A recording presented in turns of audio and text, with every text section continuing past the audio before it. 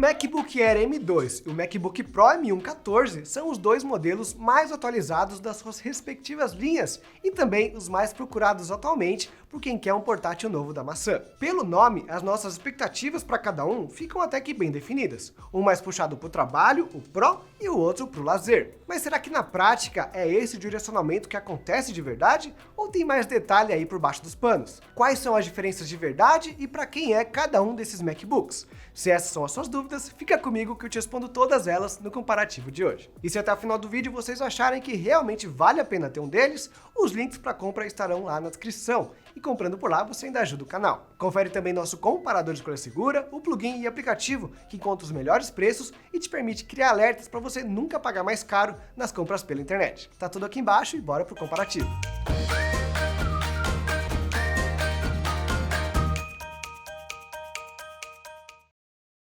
De um lado, lançado em julho de 2022, na linha custo-benefício com muitas aspas, a gente tem o Air M2. Ele trouxe a segunda geração do SoC da Apple, que substitui o processador Intel dos antigos modelos. Esse novo chip ARM e o Air M2 como um todo foi bem recebido nesses últimos 6 meses de mercado, o que colocou o modelo como um dos mais recomendados, dando conta aí de quase qualquer uso, trazendo uma experiência completa, sem firula de um portátil da maçã. Do outro lado, lançado em outubro de 2021, com mais de um ano então, na linha profissional quem aparece é o MacBook Pro M1 14, de quinta geração. A ideia na época era tunar o seu chip, o M1, até chegar no M1 Pro, que até hoje continua sendo o chip mais potente da Apple e que pode abrir portas para um uso mais especializado. O importante é você não confundir ele com o Pro M2 13 da quarta geração. Tá bagunçada mesmo a linha do tempo da Apple, graças a esses modelos que, pelo nome, parecem ser uma atualização do outro,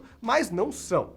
Tem várias diferenças aí e o principal é que o 14 é bom e o 13, como vamos dizer, não foi bem recebido. E até por isso, a opção de verdade de MacBook potente é o Pro M1 14, esse que a gente está falando aqui. Deixa o M2 13 de lado então, porque quem interessa são esses daqui, então vamos para o comparativo, onde eles começam com mais semelhanças do que diferenças. Um deles é o design.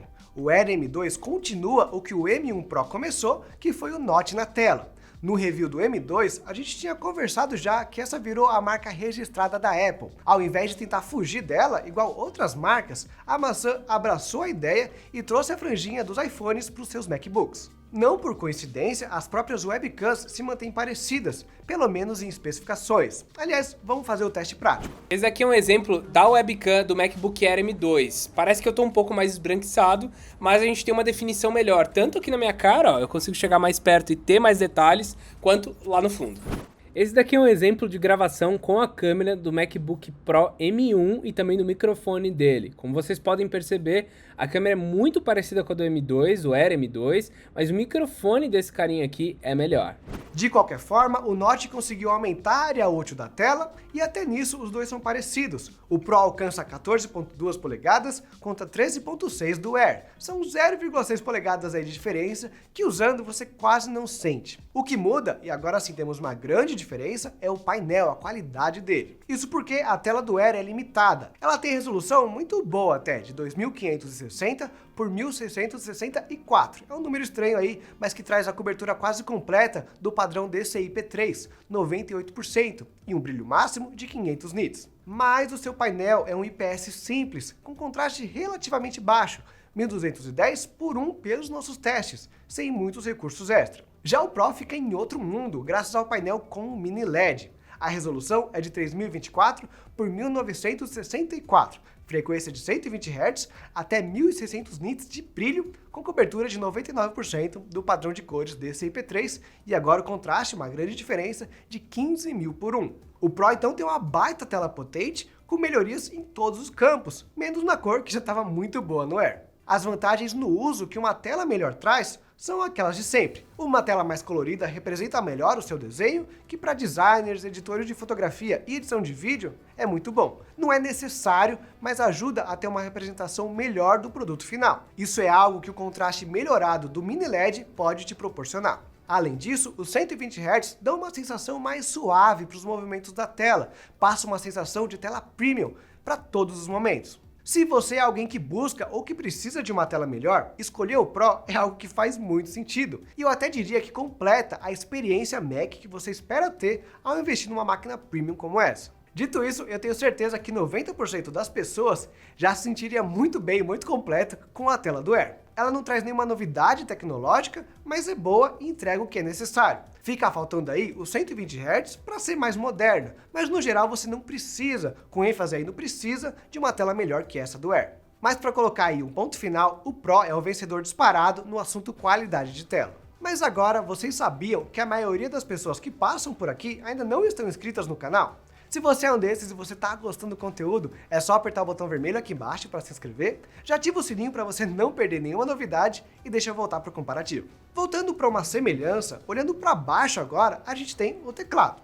Talvez até pelo investimento pesado no painel mini LED, a Apple preferiu agora ficar sem firula, sem o touch bar, para tristeza ou delírio de muita gente. Ou pecinha polêmica, viu? Nos dois casos então, eles trazem o teclado clássico, apenas com as teclas F em cima e o leitor de digitais junto do botão para ligar o MacBook. Para não falar que é igual, uma diferença é o fundo deles, onde o Air continua a textura e a cor do resto da superfície de uma forma mais contínua, enquanto que o Pro tem um fundo preto, como se fosse aí uma peça separada. Não é algo que muda o uso, mas como a Apple e seus usuários prezam bastante pela apresentação do produto, acho válido chamar a atenção aqui para esse detalhe. Se fosse para falar que um é mais bonito, o meu voto seria no Air. Mas claro, me contem nos comentários qual deles vocês acharam mais bonito. De qualquer forma, o trackpad da Apple continua sendo o melhor dentre as máquinas portáteis, e do mesmo tamanho, com a mesma textura e a mesma sensibilidade ao toque nos dois modelos. Empate no assunto usabilidade. E agora, olhando o resto do corpo, o Air conta com 4 falantes de qualidade boa, normal para uma máquina dessa. Só que o Pro vai um pouco além, com 6 falantes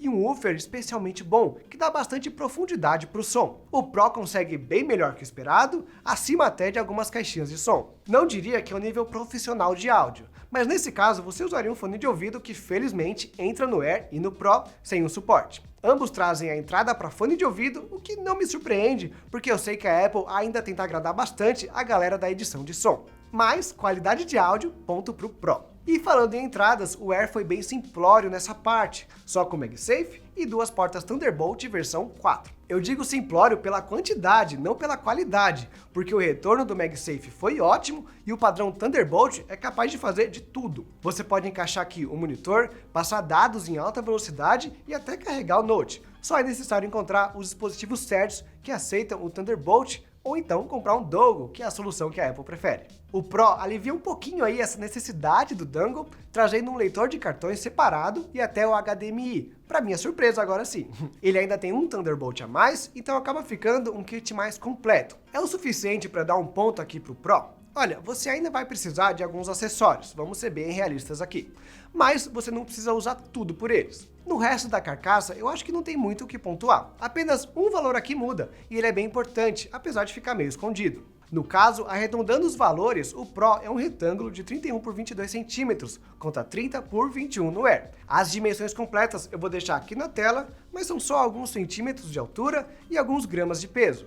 Você sente essa diferença, mas se eles estiverem longe um do outro, pode ser até difícil de perceber quem é quem. O que importa da carcaça deles fica aqui na parte de baixo e você precisa ter a coragem e as ferramentas certas para conseguir tirar essa tampa. A questão toda é o cooler, pois o Air, apesar do nome pensando agora, não tem resfriamento ativo contra 2 Air Coolers no modelo Pro. Apesar de escondida, essa é uma das grandes diferenças entre os dois modelos, pois o Air tem um probleminha com aquecimento, enquanto que o Pro fica mais morno, apesar de ser mais potente. Medindo com a pistolinha de calor e deixando os dois aí se esforçando bastante, eu cheguei a medir mais 50 graus na parte inferior do Air e uns 35 na parte de cima, contra algo entre 5 e 10 graus a menos no Pro. Se a gente comparar esses valores com os piores casos que a gente já viu de notebook Windows, as temperaturas estão super tranquilas. No máximo, você se incomoda de ficar muito tempo com o Air no colo, mas aí é só uma questão de colocar ele na mesa. Só que entre esses dois, a diferença conta um pouco mais. O caso é que como o Pro é mais potente, ele deveria esquentar mais. E o chip mesmo realmente atinge temperaturas maiores se você não controlar ele. A Apple acabou então sendo obrigada a colocar os coolers, que junto do corpo de metal consegue deixar o Pro aí menos quente e com menos queda de performance. Tudo isso por alguns gramas a mais, alguns milímetros de altura e uma bateria maior. A dúvida que fica é que será que não valeria a pena colocar tudo isso no Air também, para ele esquentar menos? Não existe uma resposta certa. Eu certamente aceitaria o Air um teco maior, mas podem existir aí alguns outros fatores. No comparativo é mais um ponto para o Pro. E vamos aproveitar que tocamos no assunto para entrar a fundo na questão do hardware. Primeiro, o perfil completo de cada um. O Apple Air M2 utiliza o Apple M2, vem com 8 a 24 GB de RAM e entre 512 e 2 TB de SSD. Já o Pro utiliza o chip M1 Pro ou M1 Pro Max, entre 16 e 64 GB de RAM e entre 256 e 2 TB de SSD. No site você percebe que até existem mais escolhas, mas eu já vou cortar aqui essa história toda. É ridiculamente caro você optar por algo além do básico, sério. Até porque o básico já é muito caro. Só para vocês terem uma ideia, pelo site, optar por 2 TB de SSD quase duplica o valor final do Air. Não dá. O nosso aqui é o mais basicão e pro Air esse é o mais recomendado. A ideia de pegar esse modelo é pagar um pouco menos. Então se é para mexer no hardware, vai direto pro Pro. O que conta então é a comparação do M2 versus o M1 Pro. E olha, por um lado, a diferença entre os dois é menor do que a diferença de qualquer um deles com o M1, o primeiro chip lá ARM da Apple. Ambos possuem 8 núcleos e o que muda é a distribuição deles. São 6 de desempenho e 2 de eficiência no Pro e 4 de cada no M2. Os núcleos individuais do M2 podem até ganhar dos núcleos individuais do M1 Pro, mas o conjunto mais tunado do chip antigo se sai melhor em desempenho absoluto. Utilizando o Cinebench, por exemplo, a velocidade single core do M1 Pro foi menor que o M2, 1.529 pontos contra 1.797. No multicore, inverte, mas ainda não é uma vitória expressiva, 9.525 contra 8.710. E só a título de comparação aqui, ambos perdem do Intel 1280p, que bate 9.898 pontos, lá do XPS. No entanto, não se engane com esses valores, eles não mostram a história toda. E eu uso como argumento o teste do Puget System no Premiere Pro. O Mac não é a melhor plataforma para rodar essas ferramentas de edição de vídeo, mas esse site, o Puget, desenvolveu esse benchmark que compara a sua máquina com um desktop completo, com uma RTX 3080 e um AMD Ryzen 5900X. Ele olha para a velocidade do playback e exportação, onde, por exemplo, o Yoga com o Intel 1280p tinha 506 pontos. Eu expliquei exatamente o que esse teste vê e como ele pontua, só para vocês entenderem bem como essa pontuação aqui que eu vou passar é alta. O Air M2 então chegou em 680 pontos, maior que o notebook com Windows, mas não tanto. Já o Pro, sabe quanto ele bateu? 1.020 pontos. Ou seja, de acordo com esse teste, ele roda o Premiere Pro, que não é lá grande coisa no Mac, tão bem quanto uma super máquina com RTX e o Ryzen 9.